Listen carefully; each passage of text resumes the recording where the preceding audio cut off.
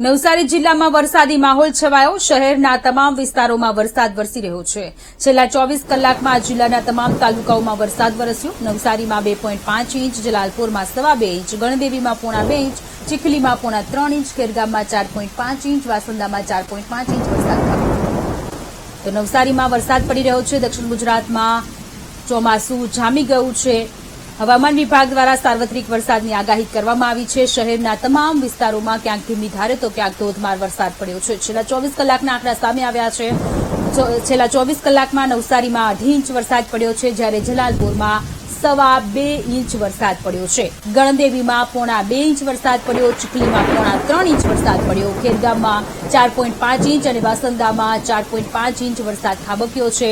ખૂબ સારું એવું વાતાવરણ અત્યારે દક્ષિણ ગુજરાતમાં જોવા મળી રહ્યું છે. સંવાદદાતા રાકેશ આપણી સાથે જોડાયેલા છે. રાકેશ, નવસારી જિલ્લામાં ખૂબ સારું એવું વાતાવરણ, જગતના તાતમાં ખુશીનો માહોલ, કારણ કે વાવણી લાયક વરસાદ વરસી રહ્યો છે.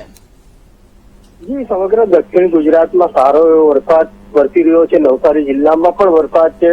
ડાંગ જિલ્લામાં સાથે સુરતમાં પણ સારો એવો વરસાદ નોંધાયો છે. સમગ્ર રાત્રિ દરમિયાન છૂટો છવાયો વરસાદ વરસ્યો છે, જેને કારણે ખેડૂતોમાં ખુશીનો માહોલ જોવા મળ્યો છે. સમગ્ર દક્ષિણ ગુજરાતમાં ડાંગરની ખેતી મોટા પ્રમાણમાં થતી હોય છે, જેને કારણે ડાંગર વાવણી લાયક વરસાદ વરસ્યો છે, જેને કારણે સમગ્ર પંથકમાં ખુશીની લહેર દોડી છે. સાથે સાથે ગત દિવસોમાં જે બફારો થતો એ બફારો પણ ઓછો થઈ ગયો છે અને ઠંડકનો માહોલ થઈ ગયો છે. સમગ્રતઃ લીલુંછમ વાતાવરણ છવાઈ ગયું છે. કુદરતી સૌંદર્ય પણ દેખાઈ આવે છે, કારણ કે આજે આંખોને કાઢક આપે એવા દ્રશ્યો પણ સામે આવ્યા છે.